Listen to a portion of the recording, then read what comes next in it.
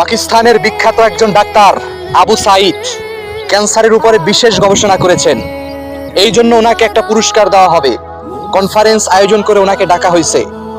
উনি ওই কনফারেন্সে অংশগ্রহণ করার জন্য বিমানে উঠলেন। বিমান চলতে আরম্ভ করলো। মাঝপথে পাইলট সবাইকে উদ্দেশ্য করে বলতে লাগলো, আমাদের বিমানের মধ্যে একটা যান্ত্রিক ত্রুটি হয়েছে, বিমানটি নষ্ট হতে যাচ্ছে, তাই আপনারা সবাই সিট বেল্ট বেঁধে সাবধানে বসুন, বিমানটি কাছের একটি এয়ারপোর্টে আমরা ল্যান্ড করব।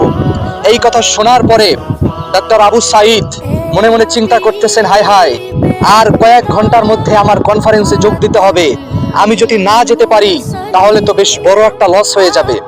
এয়ারপোর্টে নামলেন, তাড়াহুড়া করে ইমিগ্রেশনের মধ্যে চলে গেলেন। অফিসারদেরকে জিজ্ঞেস করলেন যে এখন আমি কি করব। অফিসাররা বলতেছে, আপনি এখন চাইলে অন্য কোনো ফ্লাইটে যেতে পারবেন না, কারণ নেক্সট ফ্লাইট 16 ঘন্টা পরে, সেটা সম্ভব না। আর আপনার প্লেন তো অসুস্থ, এটাকে সুস্থ করা যাচ্ছে না। তাই আপনি একটা কাজ করতে পারেন, আপনি এখান থেকে একটা প্রাইভেট কার ভাড়া করে ঘন্টা 3-এর মধ্যেই আপনি আপনার কনফারেন্সে পৌঁছে যেতে পারেন। ডাক্তার এই খবর শোনার সাথে সাথে তাড়াহুড়া করে একটা প্রাইভেট কার ভাড়া করেছে। ড্রাইভারকে বলতেছে, ভাই আপনি তাড়াতাড়ি গাড়ি চালাবেন, অতি দ্রুত আমার পৌঁছাতে হবে, টাকা যত লাগে আমি দেব।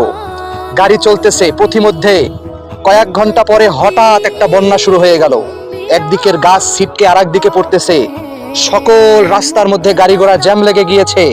ড্রাইভার বলতেছে, ডাক্তার সাহেব আপনার কপাল খারাপ, আজকে আর আপনি যেতে পারবেন না।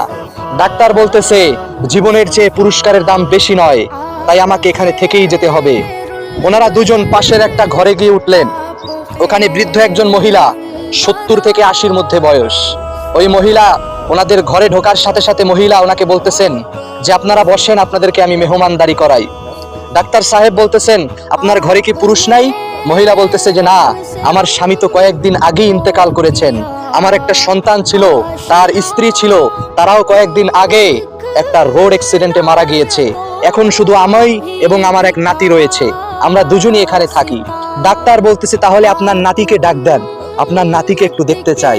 ওই বৃদ্ধ মহিলা বলতেছে, আমার নাতিকে আপনারা দেখতে পারবেন না, কারণ আমার নাতির মরণ ব্যাধি ক্যান্সার হয়েছে, পাশের রুমে শুয়ে রয়েছে, উঠতে পারে না। ডাক্তার বলতেছে, কিরকম ক্যান্সার?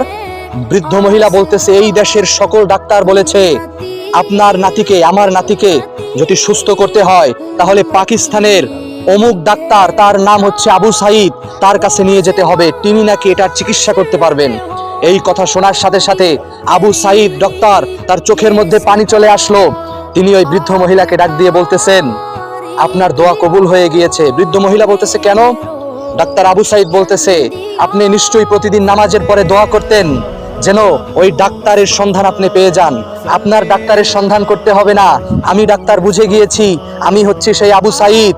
আমি বুঝে গিয়েছি এখন কেন আমার বিমানটা মধ্যে ত্রুটি হয়েছিল, কেন পথিমধ্যে বন্যা শুরু হয়েছিল, হাজার বাড়ি থাকতে কেন আমি আপনার বাড়িতেই উঠেছি, এটা আমি এখন বুঝতে পেরেছি। আল্লাহ আপনার দোয়া কবুল করেছে, এই জন্য আমি আপনার ঘরে এসে পড়েছি। প্রিয় ভাই ও বন্ধুগণ, দোয়া যদি কেউ মন থেকে করতে পারে, তার দোয়া আসমান অবধি পৌঁছে যায়। আল্লাহু আকবার। এই ঘটনাটা শেয়ার করে গোটা বিশ্বে আমরা ছড়িয়ে দেব ইনশাআল্লাহ।